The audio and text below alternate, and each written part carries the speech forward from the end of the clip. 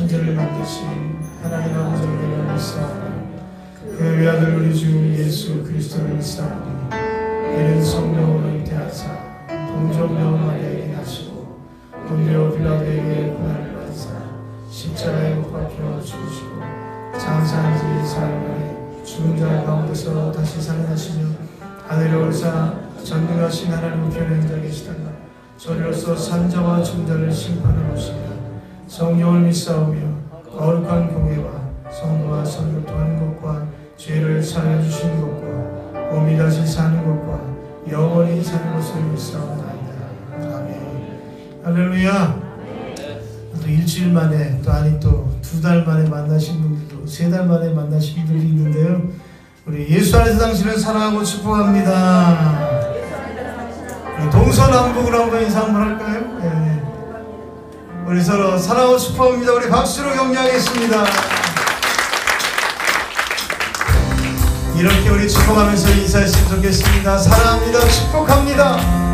예수 안에서 당신을 사랑합니다. 할렐루야. 아직도 나 하늘에서 당신을 향한 계획이 있었죠. 하나님께서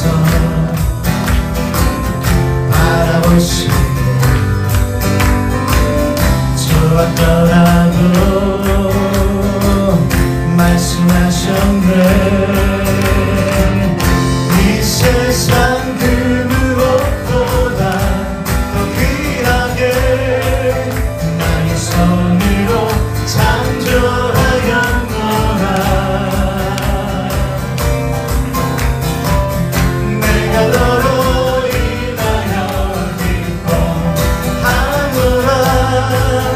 내가 너를 사랑하노라.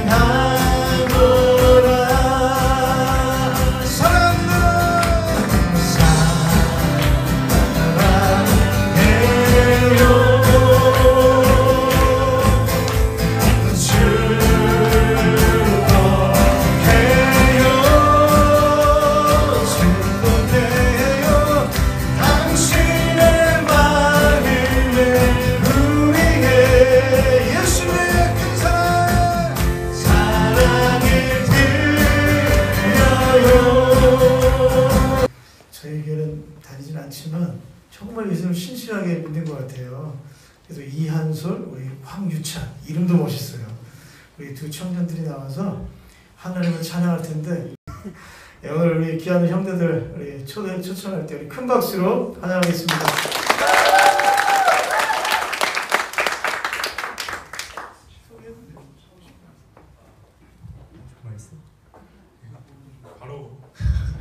바로 찬양하도록 하겠습니다.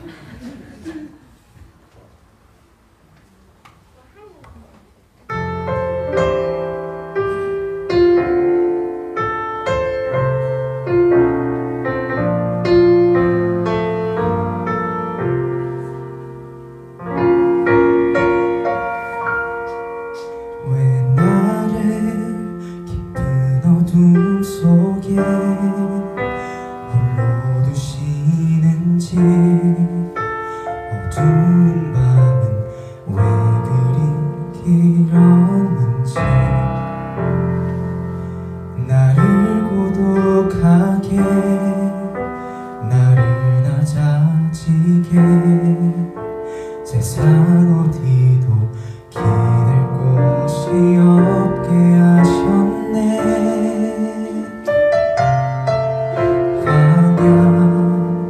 광야에 서 있네.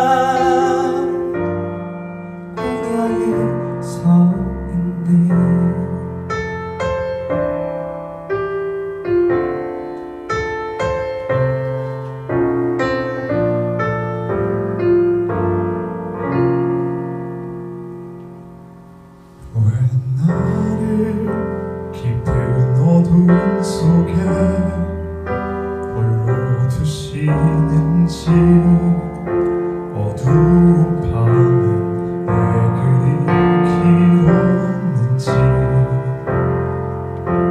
나를 고독하게 나를 낮아지게 세상 어디도 기댈 곳이 없게 하셨네.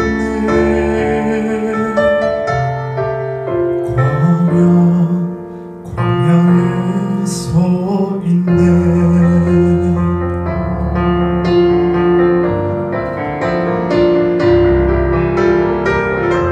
주님만 내 도움이 되시고 주님만 내 빛이 되시는 주님만 내 친구 되시는 광야. 주님 손 놓고는 단 하루도 살 수 없는 곳 광야.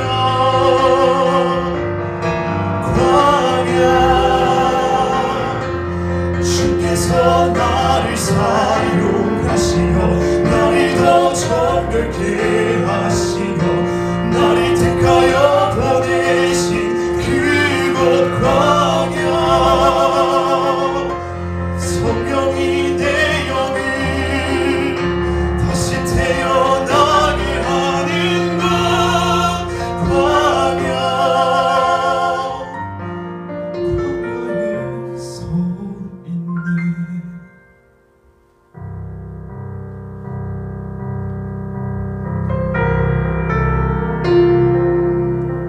내 자가 산산이 깨지고 높아지려 했던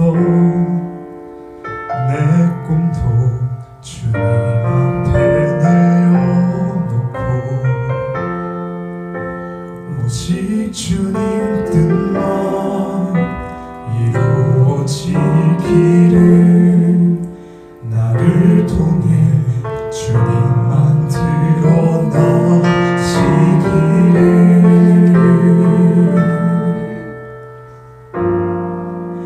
광야를 지나면.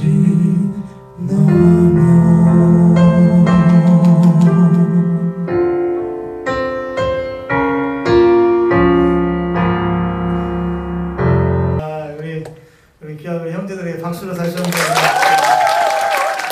귀한 청년들이 예수님을 믿고 이렇게 살아가고 있다는 것이 이 대한민국의 소망인 줄 믿습니다. 하나님 말씀은 신명기서, 우리가 출애굽기를 좀 이렇게 계속 해왔는데 잠깐 중단하고 하나님께서 주시는 말씀 그냥 나누고 있는데요. 오늘은 신명기 말씀 보겠습니다. 12장 우리 5절에서 14절. 좀 길지만 좀 빠르게 서로 교독하겠습니다. 오직 너희 하나님 여호와께서 자기 이름을 두시려고 너희 모든 지파 중에서 택하신 것인 그 계실 곳으로 찾아 나아가서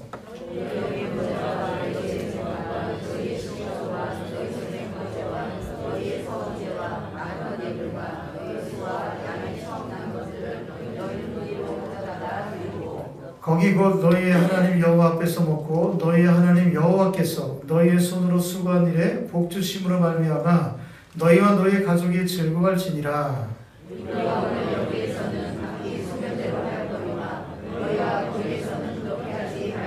너희가 너희 하나님 여호와께서 주시는 안식과 기업에 아직은 이르지 못하였거니와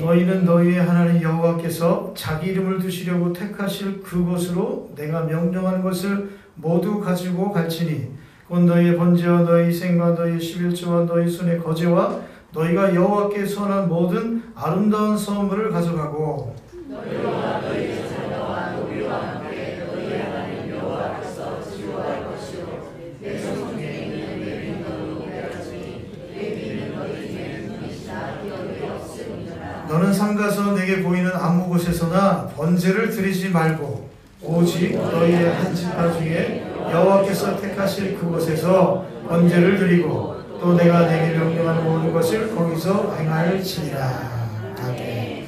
본문 말씀을 가지고 여호와께서 택하실 그곳에서 뒤에 생략된 단어가 있는데 번제 드리라. 할렐루야.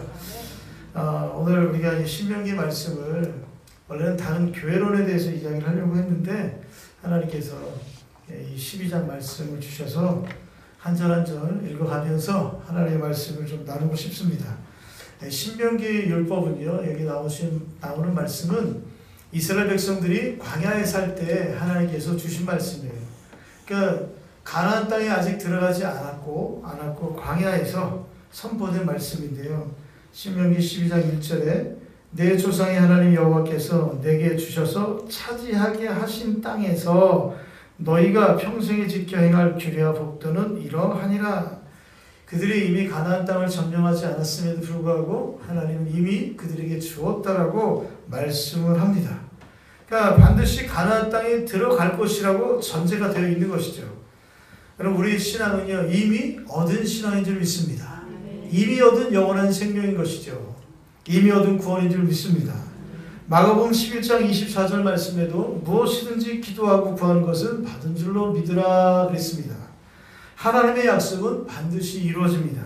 신실하신 하나님을 믿는 성도에게 그래서 말씀 따라서 살아가는 순종의 삶은 부담이 아닌 거예요.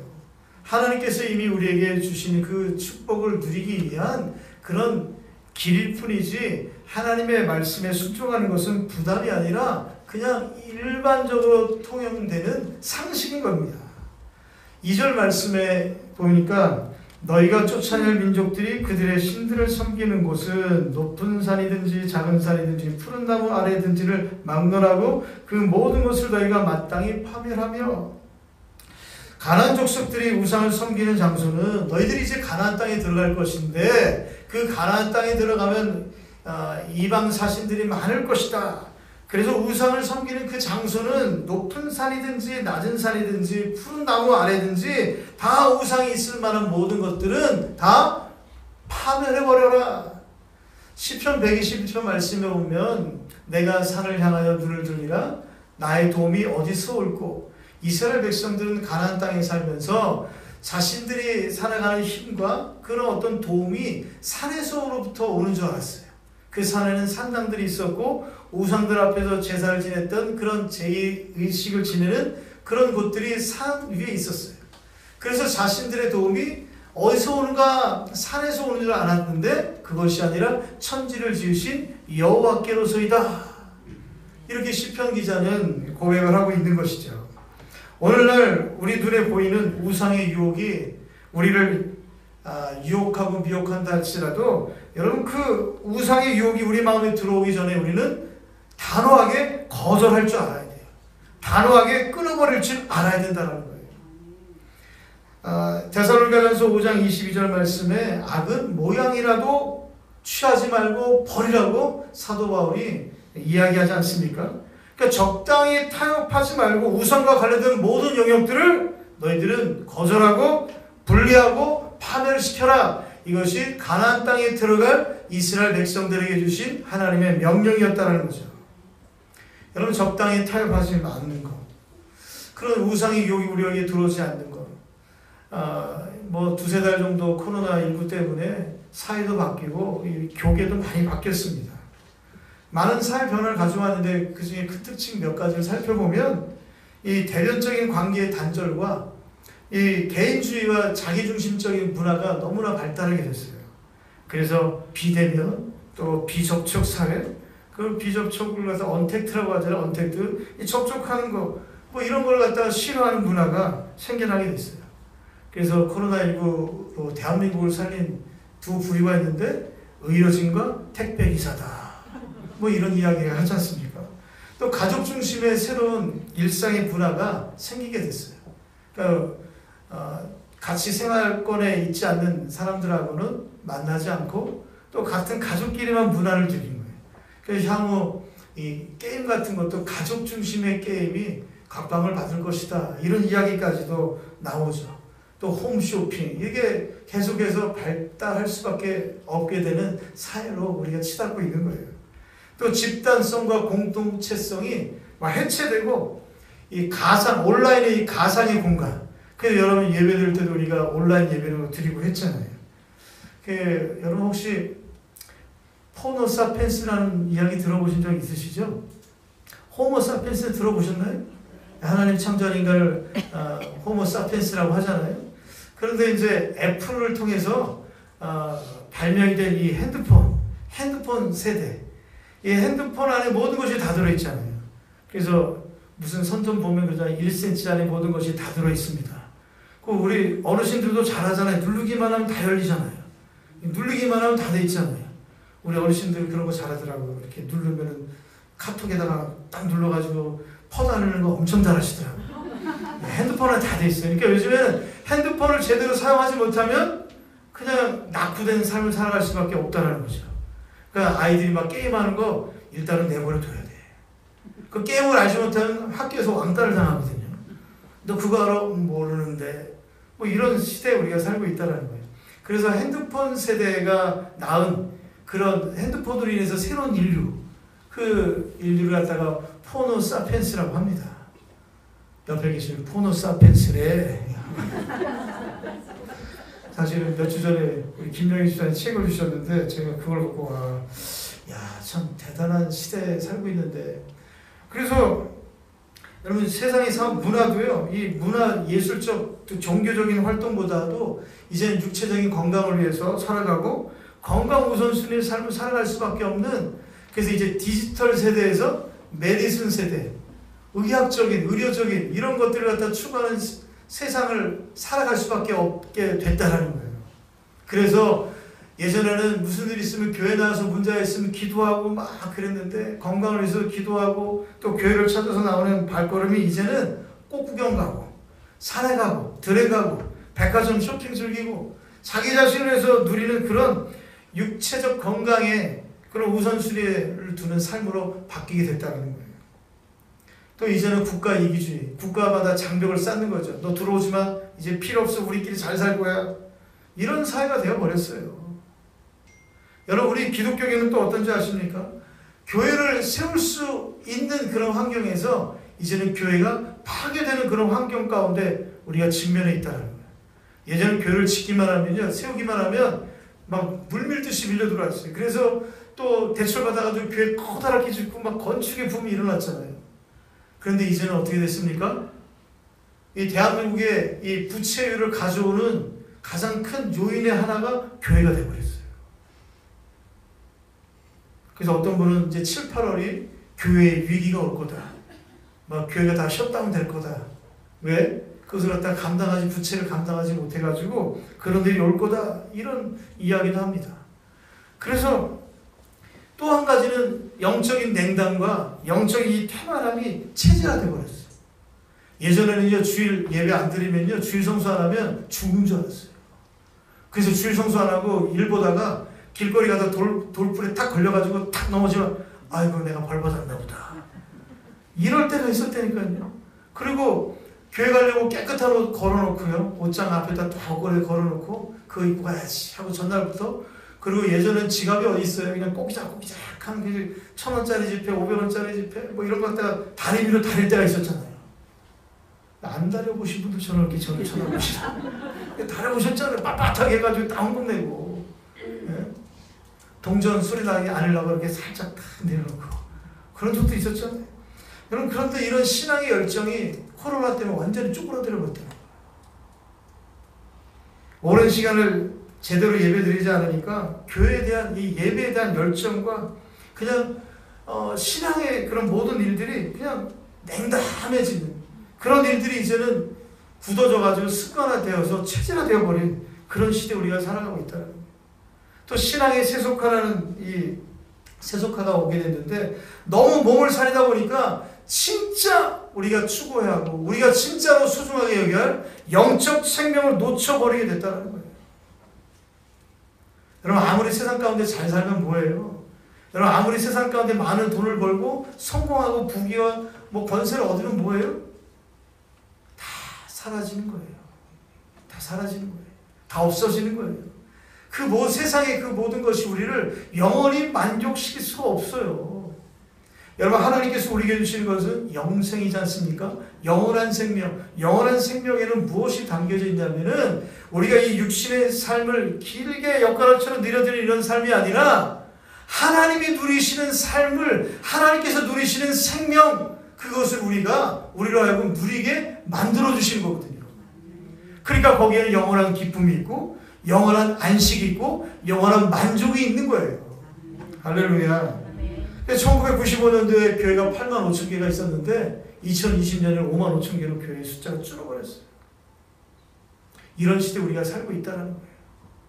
그래서 우상이 있을 만한 모든 곳, 우상에게 우리의 마음을 빼앗길 수 있는 곳이 있다면, 물리적인 그런 공간이 있다면, 물리적인 그런 환경이 있다면 우리 깨끗하게 멸절해버려야 될 줄 믿습니다.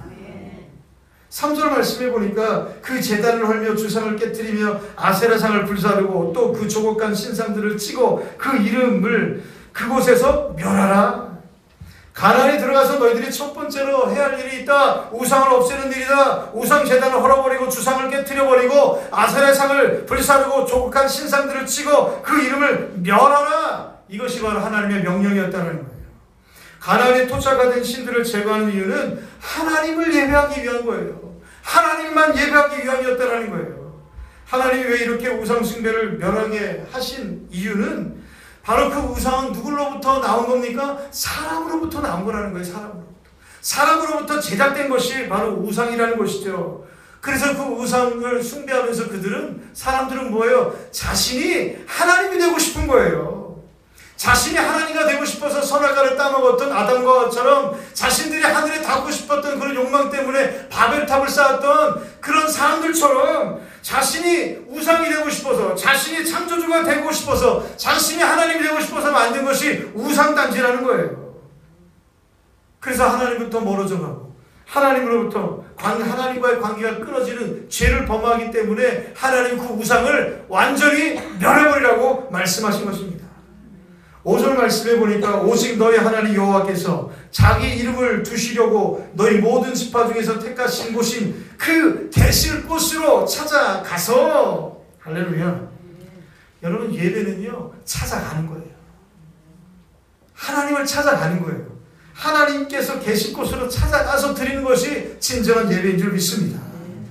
그래서 우상 숭배의 장소는 다르게 하나님이 구별해 놓았다는 거예요. 뭘? 예배드릴 장소를. 우상 숭배는 사람의 편의와 필요로부터 시작되지 않습니까? 그러나 하나님을 향한 예배는 하나님이 정하신 곳에서 예배합니다. 하나님께 드리는 참된 예배는 상황과 환경, 즉 형편을 따라 드리는 예배가 아니라는 거예요. 하나님의 신실한 말씀을 따라 믿음으로 드리는 것이 진정한 예배인 줄 믿습니다. 그래서 하나님이 택한 곳에서 예배하는 것입니다. 14절 말씀에도 택하실 그곳에서, 21절 말씀에도 자기 이름을 두시려고 택하신 곳이라고 말씀하시고, 또 26절 말씀에 택하신 곳으로 가지고 가라. 할렐루야. 하나님께서 거룩하게 여기시는 장소가 분명히 있다라고 말씀을 하죠.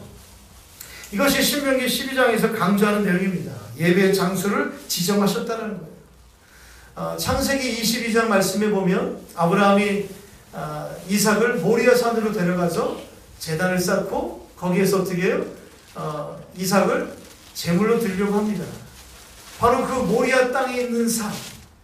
여러분, 구약의 이 성전은요, 구약의 성막은 다시 오실 예수님의 모형이잖아요. 예수님께서 그곳에 계신다라는 상징적인 이야기입니다. 여러분, 역대하 3장 1절 말씀에 솔로몬이 성전을 세우는데 모리아 땅에 가가지고 예루살em 성전을 세우는데, 바로 모리아 땅, 바로 이삭을 드리려고 했던 그 땅, 번제물로 드려진 그 땅에 하나님의 성전이 세워지는 거예요. 여러분, 오늘날 예수님께서 희생의 양으로 우리를 위해서 돌아가셨잖아요. 그래서 예수님께서 돌아가신 그곳에 그 예수님이 우리의 구원자를 믿고 예수님의 죽음을 받아들이는 모든 자들에게 그곳에 뭐가 세워집니까? 하나님의 성전, 예수 그리스도의 교회가 세워지게 되는 줄 믿습니다. 바로 하나님께서 이렇게 지정하신 장소에 누가 계시는 거예요? 그리스도께서 계신다는 거예요. 오직 예수 그리스도만으로 구원을 얻을 수밖에 없기 때문에 하나님이 이렇게 특별히 장소를 구별하셨던 겁니다. 6절 말씀 볼까요? 6절 말씀에 너희의 번제와 너희의 제물과 너희의 십일조와 너희의 손의 거제와 너희의 소원제와 낙헌 예물과 너희의 소와 양의 천 것들을 너희는 어디로? 그리로 가져다가 드리고, 정한 장소에서 정한 예물을 바쳐서 하나님을 예배하는 것이 구약의 제사였습니다. 여러분, 우상 제사의 목적은 사람의 만족이에요. 여러분, 많은 사람 지금도 그래요. 이 굿 많이 하잖아요. 이렇게 막 징칠 공동동동 막 무당 펄펄 뛰고 뭐 하려고 그러면 굿해야 돼. 한 판 해야 된다고. 여러분, 한국 사람들 영어를 잘했던 것 같아요. 굿! 이러면 좋아지는 줄 알고. 그래서 그렇게 많이 했던 것 같아요. 여러분, 그런다고, 여러분, 결국은 우상한테 드려지는 게 아니잖아요. 결국은 우상 제사는 뭐예요? 자기의 소원을 이루기 위해서, 자신의 만족을 이루기 위해서. 여러분, 그렇게 하는 게 우상 앞에 제사하는 거 아니에요? 여러분, 우리의 예배는요, 나의 만족이 아니에요. 나의 유익이 아니에요. 나의 기쁨이 아니에요. 하나님께서 기뻐하시는, 하나님을 영원롭게 하시는 것이 우리가 드리는 예배인 것입니다. 7절 말씀에 보니까 예배는 그래서 어떻게? 너희와 너희의 가족이 즐거이 드려라. 할렐루야. 예배는 즐겁게 드리는 거예요. 누구하고? 너희와 너희 가족들이. 여러분, 이렇게 모여서 예배하는 거예요. 그런데 너희와, 여기 너희라는 이 개념을 갖다가 여기서는 표현하지 못하고 있는데 12절 말씀 볼까요? 12절. 너희와 너희 자녀와 누가? 노비와 함께 너희 하나님 여호와 앞에서 즐거워할 것이요. 또 내 성중에 있는 누구와? 레위인과 그리할지니 그랬습니다. 그러니까 모든 사람들이 함께 모여서 하나님 앞에 드리라는 모든 것들을 가지고 들어가서 드리는 것, 그리고 함께 즐거워하는 것이 구약의 제사였다는 거예요. 여러분, 우리는 함께 모여서 하나님을 예배 드려야 되는 거예요. 이게 집합성이, 예배에 이게 집합성이 있어야 되는 거예요. 근데 오늘날 우리가 많은 어떤 환경 때문에 또 다른 이웃을 또 사랑해야 되기 때문에 또 집단 간염이 있기 때문에 그것을 예방하고자 그동안 사회적 거리를 뜨고 또 가정에서 예배드리고 그렇게 해왔죠. 여러분, 분명한 것은 예배의 진정성이 있어야 돼요. 내가 어디에서 예배드리든 간에 중요한 것은 내가 하나님의 말씀대로 온전히 순종하며 예배하고 있느냐, 함께 예배하고 있느냐, 함께 즐거워하기 위해서 내가 예배하고 있느냐, 이것이 중요하다는 거예요. 12장 8절 말씀에 보니까 이런 단어가 나옵니다. 이런 구절이 각기 소견대로 하였거니와. 이 말 어디서 많이 들었죠? 사사기 말씀에 우리에게 왕을 주셔서 이 사사시대에는 각기 자기의 옳은 소견대로 행했더라. 하나님 말씀대로 행한 것이 아니라 자기가 옳게 생각하는 것, 옳다고 판단하는 것, 그것을 이스라엘 백성들이 이 가나안 땅에 들어가기 전에 그렇게 했다는 거죠. 그런데 이제 이스라엘 백성들이 약속의 땅에 들어가서 어떻게 해요? 스스로 판단해서 편안하고 좋다고 여기는 장소에서 예배드리면 안 된다라는 거예요.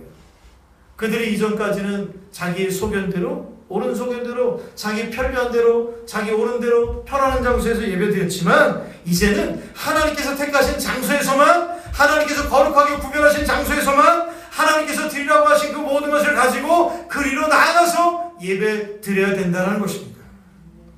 광야에서 이스라엘 백성들은 아직 하나님의 안식과 기업에 들어가지 못했기 때문에 각기 소견대로 행했어요. 그러나 요단 서편을 정복하고 하나님이 주신 땅을 차지하게 될 때는 그렇게 하면 안 된다라고 엄격하게 경고하고 계시는 거예요. 10절 11절 말씀에 보면 이렇게 너희들이 명령을 드리고 명령하니 너희가 이렇게 예배하라 말씀합니다. 여러분, 신앙생활의 가장 핵심은 예배입니다. 예배. 할렐루야. 그래서 예배드리는 자세도, 예배드리는 마음가짐도, 예배드리는 모든 방법도 우리는 성경을 통해서 정확하게 배워야 되는 거예요. 여러분, 하나님께 드리는 것은 늘 같지만 늘 똑같아요. 그런데 어쩔 수 없이 못하는 것과 할 수 있는데도 안 하는 것은 완전히 다른 이야기 아니에요? 하나님이 원하는 것은 완벽한 예배가 아니라 진정한 예배, 진정성이 있는 예배, 진실한 마음으로 하나님 앞에 드리는 예배, 그 예배를 받으시기를 원하시는 거예요. 그렇다면 그 진정성은 뭘로 표현할까요? 말씀에 순종하는 것으로 표현된다는 거예요. 아무리 사랑한다고, 아무리 내가 좋아한다고, 아무리 내가 충성한다고, 아무리 내가 신실하다고 할지라도 말씀에 순종하지 않는 것은 거짓된 마음일 수밖에 없습니다. 우리 13절 말씀에 보니까 13절 말씀에 너는 삼가서 내게 보이는 아무 곳에서나 번제를 드리지 말고 11절 말씀에 너희는 너희 하나님 여호와께서 자기 이름을 두시려고 택하실 그곳으로 내가 명령하는 것을 모두 가지고 갈지니 그랬습니다. 모세는 백성에게 아무리 거리가 멀어도 여호와께서 택하실 그곳에서만 예배하라고 말씀하고 있습니다. 이 명령이 중요한 의미를 가지고 있기 때문이죠. 이스라엘 역사를 보면 이 명령을 지키지 않아서 이스라엘이 멸망했고 타락했고 제사장의 나라의 역할을 감당하지 못했습니다. 여러분, 우리 그리스도인이 교회 나가기를 소홀하기 시작할 때 하나님과의 이 영적인 관계가 단절되는 거예요. 그리고 결국에는 삶이 전체적으로 무너져 내릴 수밖에 없습니다. 우리가 건강하게 신앙생활을 할 수 있는 근본적 기초는 교회에 나가서 하나님께서 거룩하게 구별되신 그곳에 나가서 예배하는 것임을 기억해야 될 줄 믿습니다. 하나님이 정하신 장소에서 하나님이 정하신 방식을 따라 드리는 제사는 그 자체로 신앙 고백인 것이죠. 우리가 하나님의 질서에 순종하고 말씀을 따라 살아가는 삶이 혹시 완벽하지 않을 수도 있어요. 그러나 우리의 영이 살아있다면, 우리가 하나님의 자녀이고 말씀에 순종하며 살기를 원하고 있다면 여러분, 우리는 싸워야 되는 거예요. 하나님 말씀대로 살아가고 하나님 말씀대로 예배하기를 우리는 어떻게 해요? 싸워야 되는 거예요. 생명을 걸고 목숨을 걸고 우리는 싸워야 되는 거예요. 연어가 알을 낳기 위해서 물을 거슬려서 물살을 거슬려서 올라가잖아요. 살아있기 때문에 거슬러 올라가는 거예요. 알을 낳고 나면 다 죽으니까 어떻게 해요? 물살 따라 다 흘러내려오는 거 아닙니까? 세상 따라, 구름 따라, 물 따라, 세월 따라 우리가 김선달도 아니고, 예?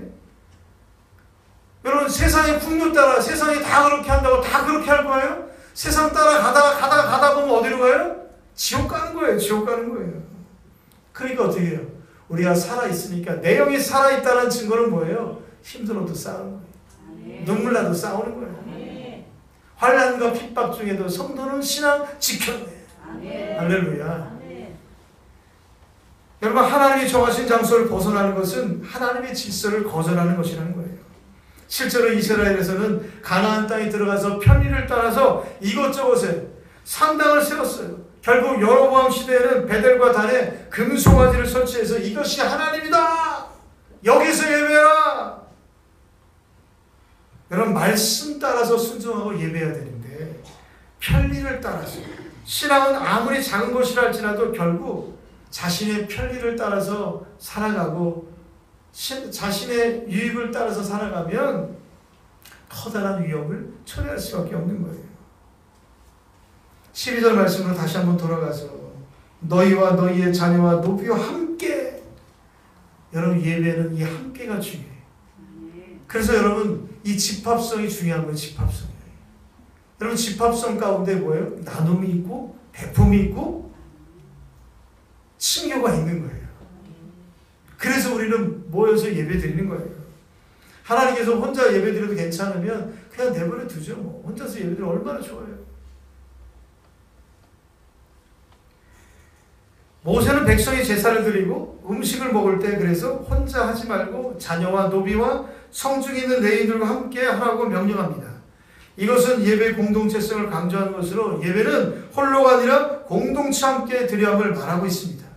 또 이 올바른 신앙은 자손 대대로 이어져 하기 때문에 너희와 너희 가족 가운데 성중에 기거하는 나그네들과 노비와 함께 예배하라고 말씀하고 있는 것이죠.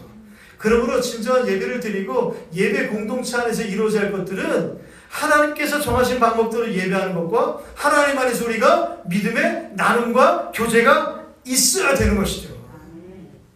그래서 예배하는 자들의 삶은요, 이기적이지 않습니다. 돌보는 사명이 있기 때문입니다. 경제적으로 어려운 이웃들을, 그리고 목회자나 선교자를 섬기는 것은 지극히 마땅하고 아름다운 일입니다. 잠언서 19장 17절 말씀을 보니까 가난한 자를 불쌍히 여기는 것은 여호와께 부어드리는 것이니 그의 선행을 그에게 갚아주시리라. 하나님이 부으셨대요. 그렇게 부은 것처럼 여기신대요. 그리고 반드시 갚아주신대요. 야고보서 1장 27절 말씀에도 하나님 아버지 앞에서 정결하고 더러움이 없는 경건은 곧 고아와 과부를 그 환난 중에 돌보고 또 자기를 지켜 세속에 물들지 아니하는 그것이니라. 하나님 앞에서 정결하고 더러움이 없는 경건, 이 경건 가운데 고아와 과부가 환난 중에 돌보는 이 사역이 있다는 것이죠. 지난주에 홍천에 계신 선교사님이 전화가 왔어요. 통화를 하는데, 목사님 너무너무 하루가 지나고 이틀이 지나갈수록 웬 은혜인지 웬 감사인지 모르겠다고. 자기가 인도네시아에 있다가 왔는데 이런 정말 궁궐 같은 곳에서 정말 이렇게 평안하게 정말 이렇게 지낼 수 있다는 것이 한 번도 본 적도 없는 분들에게 이렇게 자기가 배품을 받고 하는 것이 기적 같다는 것이 그래서 자기가 참 이 은혜 가운데 열심히 기도해 드리겠노라고 성함을 가르쳐달라고 그래서 하여간 가르쳐 드리긴 했는데, 아무리 생각해도 참 여러분들 잘하셨어요. 우리 진짜 참 잘하신 것 같아요. 정말 하나님께서 얼마나 그렇게 선교 사역을 열심히 하는 선교사를 잘 돌봤냐, 하나님께서 엄청나게 기뻐하실 것 같아요. 할렐루야.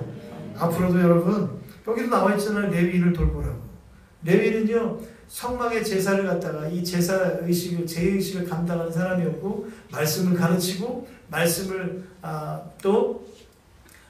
전파하는 그런 사명을 감당하는 그런 자들이잖아요. 오늘 여러분 참 어려운 그런 목회자들도 많습니다. 여러분들이 할 수만 있거든. 아니, 정말 그런 일들에 정말 힘쓰셔서 많은 주의 종들을 돌보시기를 주님의 이름으로 축원드립니다. 그래서 예배, 하나님께 드린 예배는 한 가족뿐 아니라 가족 단위를 넘어서 더 큰 규모의 공동체를 하나로 연합시키는 중요한 역할을 했다는 거예요. 여러분, 주의 일을 감당하기에는 우리가 하나가 돼야 돼요. 한 마음이 되어야 될 줄 믿습니다. 그래서 우리 안에 나눔이 있어야 돼. 배품이 있어야 돼. 나 혼자 잘 먹고 잘 살기 위해서 하나님께 나를 구원하셨다? 그럼 오늘 예수 믿고 천국 가는 게 딱 맞아요. 오늘 천국 가기 싫으신가 보네.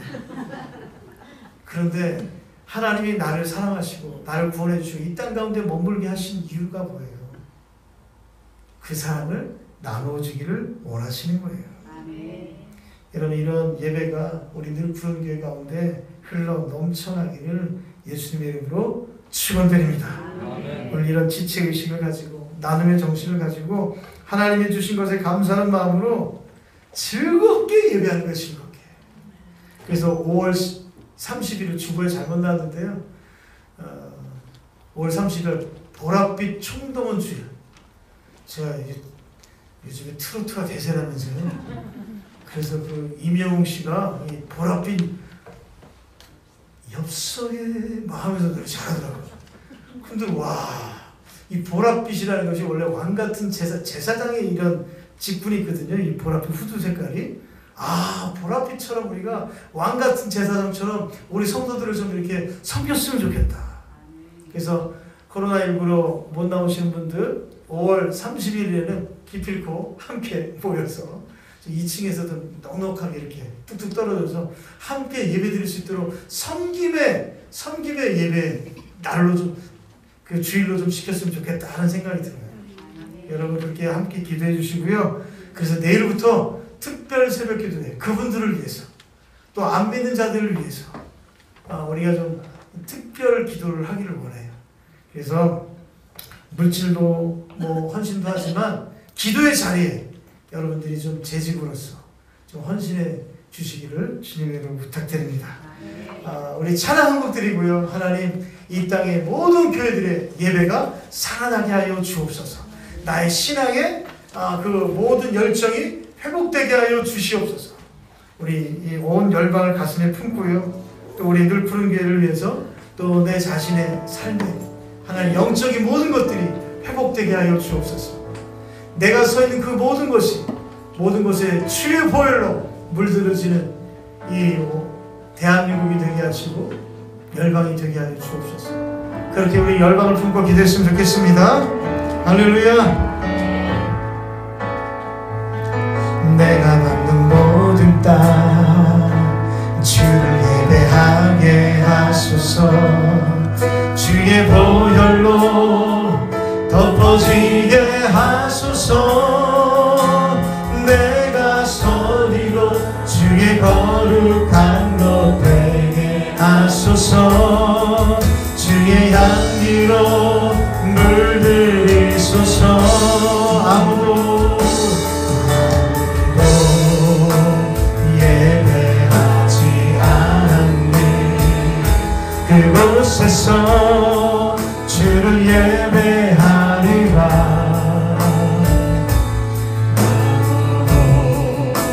찬양하지 않는 그곳에서 주를 찬양하리라.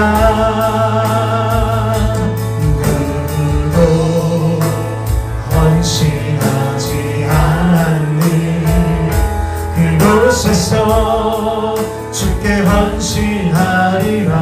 아멘. 누구도 증거하지 않는 그곳에서 나 주를 증거하리라. 온 열방이 주께로 모든 땅 주를. 하나님이 한국교회 일어서게 하여 주옵소서. 이 대한민국 땅을 주의 홀로 베풀어 주시옵소서. 내가 서리로 주의 거룩한